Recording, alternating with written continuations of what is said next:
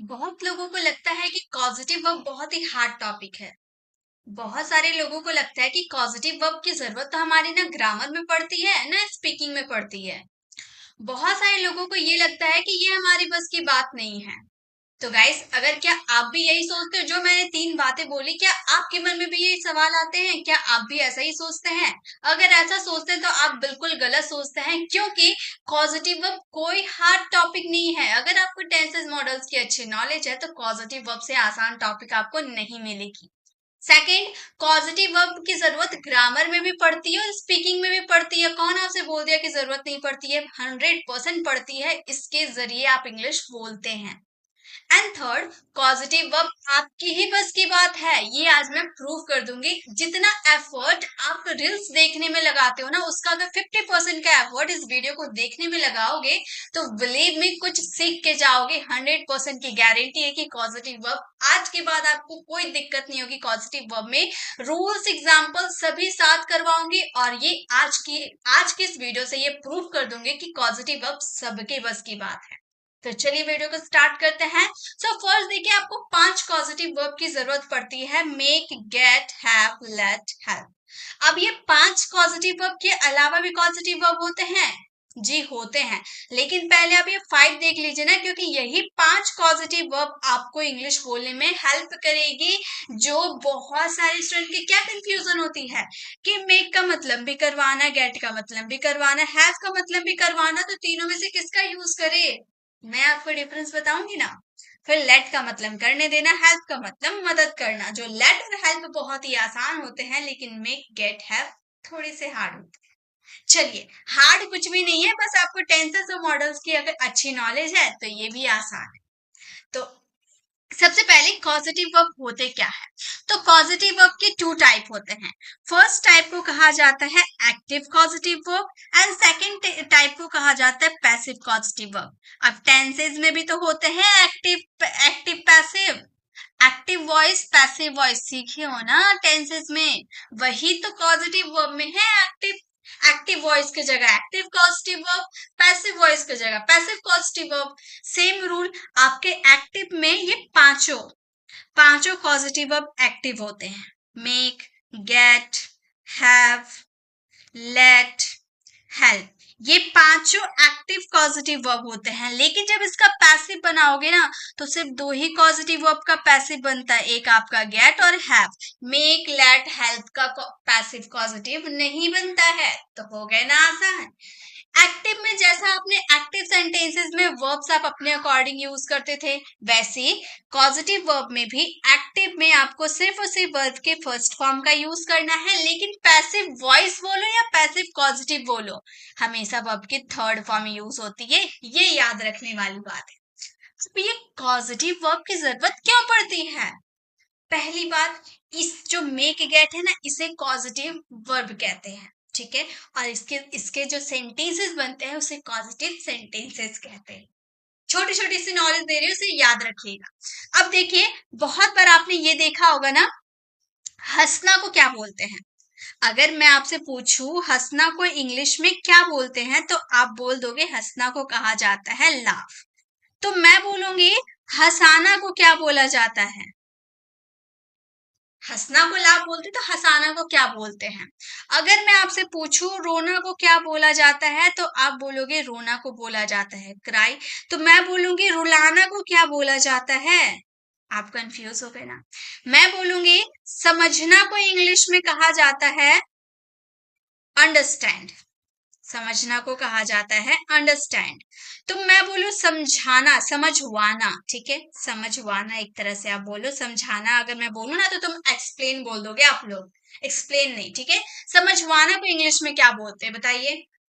तो यही चीज, हंसना आपका एक नॉर्मल सा टेंस में आ गया, लेकिन हंसाना आपका इसमें पॉजिटिव वर्ब की जरूरत पड़ जाएगी। रोना आपका टेंसेस में यूज होगा, लेकिन रुलाना पॉजिटिव वर्ब में यूज होगा, ठीक है। जैसे हंसना को आपने लाफ बोला ना, तो हंसाना को आप इसमें मेक यूज करके आप बोलोगे मेक लाफ।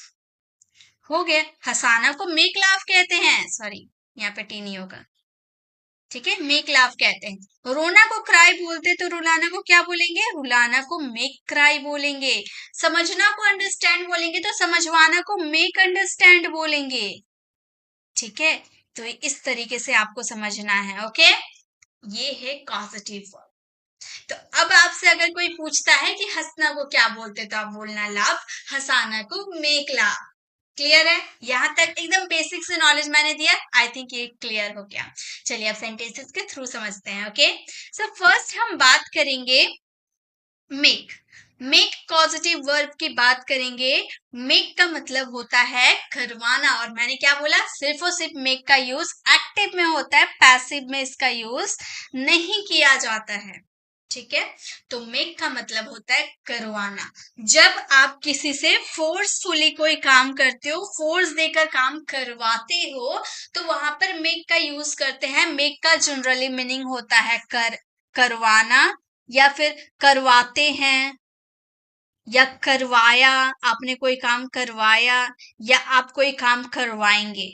आपका शायद पैसिव, आपका टेंसेस के सेंटेंसेस जो, मॉडल्स के सेंटेंसेस जो, सब आपका पॉजिटिव वर्ब में यूज किए जाएंगे। सेंटेंसेस देखिए, जैसे पहले इसका स्ट्रक्चर देख लीजिए। सबसे पहले आपको सब्जेक्ट यूज करने हैं, देन आप हेल्पिंग वर्ब अपने टेंसेस और मॉडल्स। अगर आप प्रेजेंट की बात कर रहे हैं तो वहां पर अगर प्रेजेंट कॉन्टिन्यूअस टेंस है तो इज एम आर का यूज करोगे। ठीक है, पास्ट है तो वर्ब की सेकंड फॉर्म यूज करोगे। मॉडल वर्ब है तो आप वहां पे शुड है तो शुड यूज करोगे, खुद है तो खुद यूज करोगे। ओके, उसके बाद आप मेक का यूज करोगे, और मेक आपके टेंसेस और मॉडल्स के अकॉर्डिंग चेंज हो जाएंगे। जैसे आप प्रेजेंट कॉन्टिन्यूअस में बोलोगे तो मेक का मेकिंग हो जाएगा।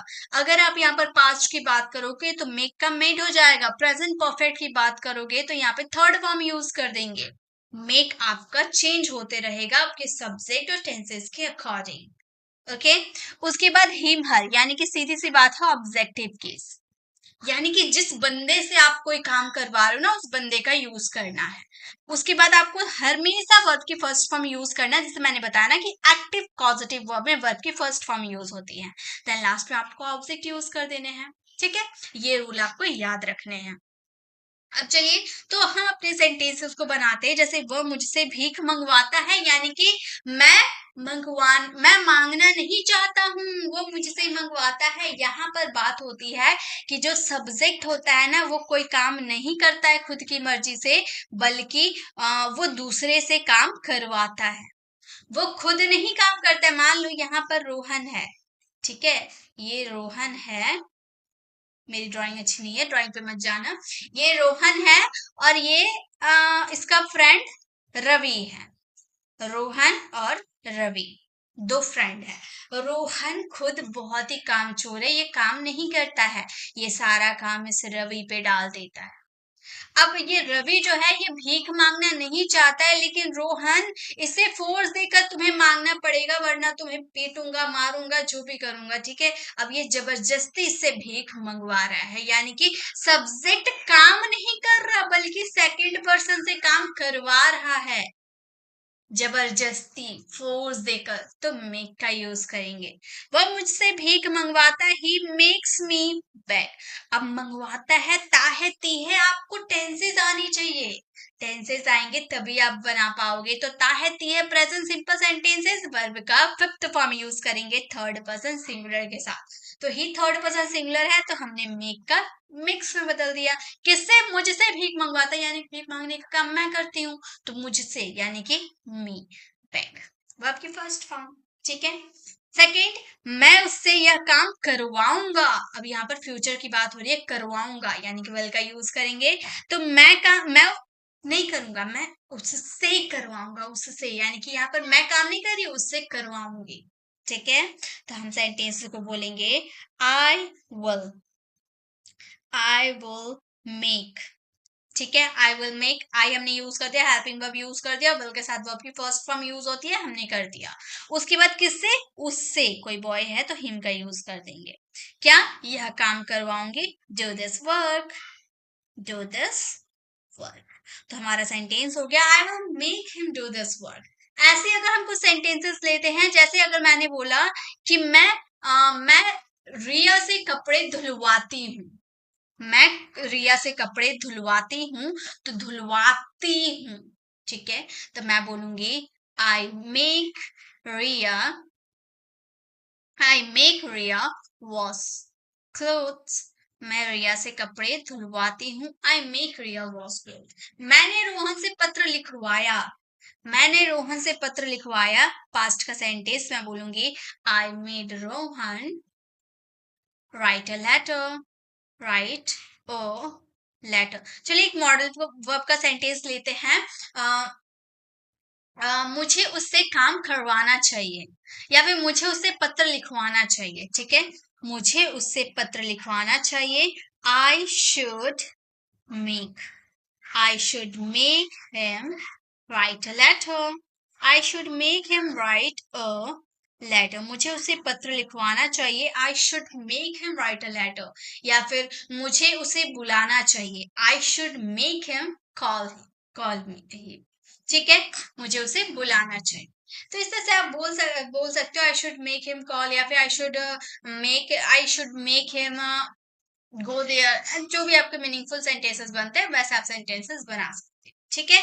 किसी भी मॉडल वर्ब के साथ किसी भी टेंसेस के अकॉर्डिंग आप इसका यूज कर सकते हो।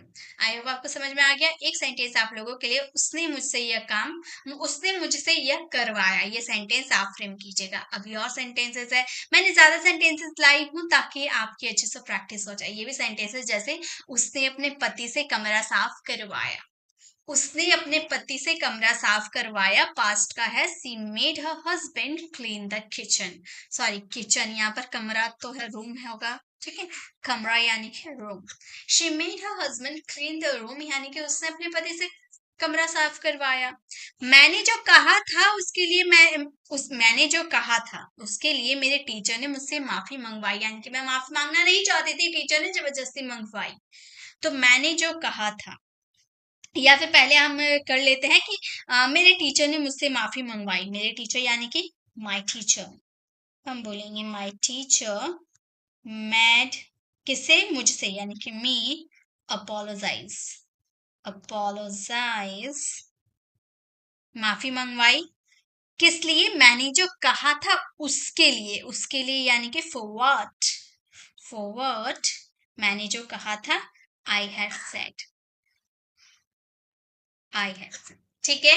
My teacher made me apologise for what I have said, ठीक है। उसने अपने बच्चों से उनका होमवर्क करवाया, उसने अपने बच्चों से, ठीक है, उसने अपने बच्चों से उनका होमवर्क करवाया। ये सेंटेंस भी मैं आपको फ्रेम करके बताती हूँ। जैसे हम बोलेंगे करवाया, पास्ट का है, तो हम बोलेंगे सी made her children, her children, दो तीन बच्चे होंगे, ठीक है, children do their homework, do their homework. उसने अपने बच्चों से उनका होमवर्क करवाया, सी made her children do their homework. Okay, तो इस तरह से आप मेक का यूज कर सकते हो जब आप कोई काम फोर्सफुली किसी से करवाओगे। चलिए आगे देखिए।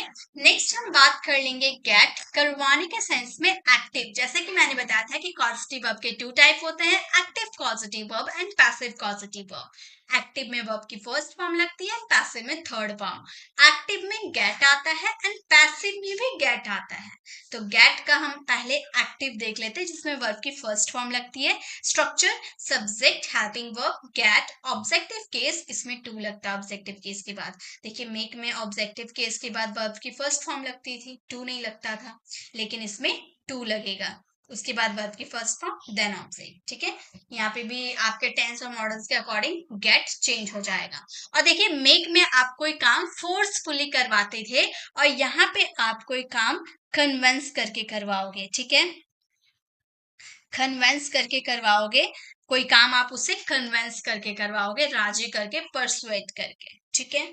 जैसे ये इंग्लिश वाले सेंटेंसेस गलत लिखे हुए हैं, ठीक है। जैसे हमारा सेंटेंस है मेरी मम्मी रोज मुझसे खाना बनवाती है, हम स्ट्रक्चर को फॉलो करके हुए सेंटेंसेस को बनाएंगे। मेरी मम्मी यानी कि माई मदर, मेरी मम्मी माई मदर। सेंटेंसेस क्या है, प्रेजेंट सिंपल का सेंटेंस है, मेरी मम्मी, यानी कि यहाँ पे थर्ड पर्सन सिंगुलर का यूज करेंगे, गेट्स का फिफ्थ फॉर्म गेट्स का यूज करेंगे, ओके।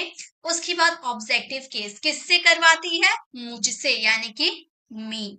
उसके बाद टू यूज करना है, टू प्लस वर्ब की फर्स्ट फॉर्म क्या, कुक। कुक आपका यहाँ पे वर्ब है। कुक क्या करवाती है, खाना बनवाती है, cook the food. Cook the food रोज यानी कि डेली। तो हमारा सेंटेंस फ्रेम हो जाएगा, my mother gets me to cook the food daily. Okay, मैंने रोहन से भिजवाया यानी कि कन्विंस करके आपने कोई पार्सल थी जो आपने रोहन से भिजवाया, ठीक है। या फिर रोहन को भिजवाया यानी कि रोहन को जाने दिया, ऐसा आप कहते हो, मतलब जाने दिया क्या, भिजवाया वो यहाँ पर था, रोहन को भिजवा दिया। तो मैं बोलूंगी I got Rohan to go. Rohan to go, I got Rohan to go, मैंने रोहन को भिजवाया। आप मुझसे अपना होमवर्क लिखवा रहे हो, ये सेंटेंस आप फ्रेम करना, इसका आंसर कमेंट में देना। जब कोई आप कन्विंस करके कोई काम करवाओगे तो वहां पे आपको गेट का यूज करना होगा active active active positive verb में, जहां पर आपको टू से पहले, वर्ब के फर्स्ट फॉर्म से पहले टू का यूज करना है। अब हम गेट का use as a passive voice के रूप में देखेंगे। सेंस आपका सेम है, कोई काम आप कन्विंस करके करो, ठीक है। मैंने अपने बाल कटवाए, तो आपने उसे बोला कि मेरे बाल कटवाने हैं, आपका रिलेटिव है तो आपने उसे कन्विंस करके कटवाया कि मेरे बाल इतने कर दो, इतने कर दो, ठीक है। तो उसके लिए आपको यूज करने होंगे गेट का। इसका स्ट्रक्चर सब्जेक्ट लगेंगे, helping verb, get, object, third form. देखिए आपका ये जो इतना स्ट्रक्चर है ना, ये सब में लागू होगा, बस आपका हेल्पिंग वर्ब सब्जेक्ट चेंज होगा, बाकी ये वाला हमेशा लागू होते रहेगा, ठीक है। तो मैंने अपने बाल कटवाए, I got my hair cut. आपका ये गेट चेंज हो गया, पास्ट का था तो गेट हमने गॉट में बदल दिया, जिसमें हेल्पिंग वर्ब नहीं आती, तो I got my hair cut. My hair आपका ऑब्जेक्ट है और कट आपका वर्ब की थर्ड फॉर्म, ठीक है। नेक्स्ट सेंटेंस बना के देखते हैं, उसने मुझसे एक पत्र लिखवाया। उसने यानी कि ही, पास्ट का सेंटेंस है। गॉट क्या लिखवाया, एक पत्र, यानी कि ऑब्जेक्ट हमारा अ लेटर हो गया, वर्ब की थर्ड फॉर्म, ऑब्जेक्ट के बाद वर्ब की थर्ड फॉर्म। तो हमारा सेंटेंस हो गया, he got a letter written. किससे लिखवाया, मुझसे। तो यहाँ पर आप बाय करके मे का जिक्र कर सकते हो, लेकिन अगर आप चाहो तो यहाँ पर आप मे का यूज नहीं भी करोगे तो भी चलेगा। उसने एक पत्र लिखवाया, he got a letter written. Okay, वो कल अपना घर पेंट करवाएगा, किससे करवाएगा नहीं बताया, पैसिव पॉजिटिव वर्ब। यहाँ पर आप आंसर, इसका आंसर आपको कमेंट में देना है, ठीक है। चलिए आगे देखते हैं, नेक्स्ट क्या है। नेक्स्ट अब हम बात करेंगे हैव, जिसका मतलब होता है करवाना, और ये भी एक्टिव में भी काम करते हैं, पैसिव में भी काम करते हैं। यहाँ पर आप किसी को कोई काम करने के लिए उसे रिस्पॉन्सिबिलिटीज दोगे, उसे कोई काम करने के लिए आपको रिस्पॉन्सिबिलिटीज देने होंगे, ठीक है। जैसे आप बॉस हो तो आप अपने एम्प्लॉय को रिस्पॉन्सिबिलिटी देते हो कोई काम करने के लिए, हैव का यूज करेंगे। एग्जाम्पल इज स्ट्रक्चर है, subject, helping verb, have, objective case, verb की फर्स्ट फॉर्म, ऑब्जेक्ट, एक्टिव। जैसे मेक का होता है ना, सेम हैव का होता है। हैव भी आपका टेंस और सब्जेक्ट के अकॉर्डिंग चेंज हो जाए। जैसे मैंने रोहन से एक पत्र लिखवाया, तो मैंने रोहन को एक रिस्पॉन्सिबिलिटी दे दी कि रोहन तुम्हें एक पत्र लिखना है, ठीक है। तो मैं बोलूंगी I had Rohan write a letter. Had आपका वर्ब का सेकेंड फॉर्म है, यहाँ पर लिखवाया पास्ट सिंपल की बात कर रहे थे, ठीक है। उसने अपना मोबाइल मैकेनिक से रिपेयर करवाया, यहाँ भी पास्ट सिंपल की बात कर रहे थे, उसने अपना मोबाइल मैकेनिक से रिपेयर करवाया, यानी कि उसे रिस्पॉन्सिबिलिटी दे दिया। तो हम बोलेंगे ही हैड किससे करवाया, मैकेनिक से, और ही हैड मैकेनिक, यहाँ पे टू का यूज नहीं करना है। ऑब्जेक्टिव केस के बाद डायरेक्ट वर्ब की फर्स्ट फॉर्म यूज करना है, क्या करवाया, रिपेयर। रिपेयर, ऑब्जेक्ट क्या करवाया, अपना फोन, यानी कि his phone. He had mechanic repair his phone, ठीक है। उसने अपना मोबाइल मैकेनिक से ठीक करवाया। कृपया अपनी कंपनी में किसी से मुझसे कृपया अपनी कंपनी से किसी से मुझे कॉल करवा दीजिए, ये सेंटेंस आप फ्रेम करना, इसका आंसर कमेंट में देना। चलिए आगे बढ़ते हैं, नेक्स्ट देखते हैं। नेक्स्ट आपका है हैव का यूज करवाना as a passive voice. Situation same है, रिस्पॉन्सिबिलिटीज दोगे किसी को। और स्ट्रक्चर जैसे आपने गेट का यूज किया था ना पैसिव में, सेम आपका हैव यूज होता है, कुछ भी चेंज नहीं होता, सेम आपका हैव यूज होता है। बस इसमें क्या है, गेट में आपने कोई काम कन्वेंस करके करवाया और इसमें आपने रिस्पॉन्सिबिलिटीज दिया, बाकी सब कुछ सेम बनते हैं। ठीक है, जैसे मैंने अपने बाल कटवाए तो I had my hair cut, आपने रिस्पॉन्सिबिलिटी दिया, दैट्स वाई आपने यहाँ पर हैड का यूज किया। ठीक है, नेक्स्ट है उसने मुझसे एक पत्र लिखवाया। उसने मुझसे एक पत्र लिखवाया तो हम बोलेंगे रिस्पॉन्सिबिलिटीज दिया। ठीक है, तो हम बोलेंगे he had a letter written. हाँ, यहाँ पर एक चीज याद रखिएगा, पैसिव पॉजिटिव वर्ब में ना ज्यादा किससे आपने कोई काम करवाया उसका जिक्र नहीं किया रहता है, तो हमने यहाँ पर कट कर दिया। उसने एक पत्र लिखवाया, he had a letter written, responsibility देकर कोई काम करवाया। ऑलराइट, नेक्स्ट है वो कल अपना घर पेंट करवाएगा। ये सेंटेंस आप फ्रेम करना, इसका आंसर कमेंट में देना। नेक्स्ट देखिए, नेक्स्ट है आपका हेल्प। हेल्प का मतलब होता है मदद करना। ठीक है, ये सिंपल है, मदद करना। स्ट्रक्चर है सब्जेक्ट, हेल्प, पर्सन, यानी कि जैसे आप कोई काम करवाओगे, इसमें टू का यूज आप कर भी सकते हो, नहीं भी कर सकते हो, एज योर चॉइस।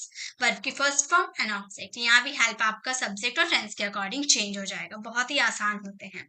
मैंने पत्र लिखने में उसकी मदद की, पास्ट का सेंटेंस है, I help him to write a letter. अब यहाँ पर टू का यूज आप नहीं भी करते तो भी चलता, I help him write a letter. ठीक है, टू का यूज करो या ना करो उससे कोई फर्क नहीं पड़ता।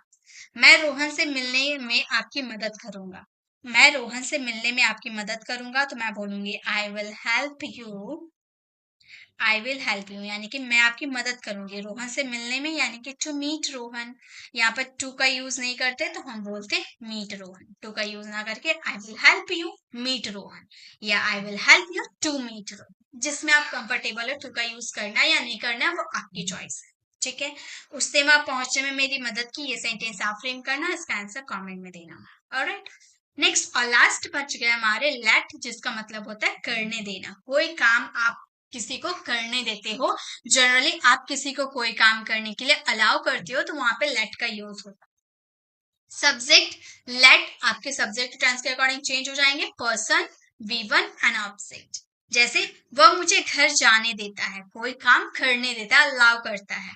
he lets me go home, he lets objective case, verb की फर्स्ट फॉर्म होम।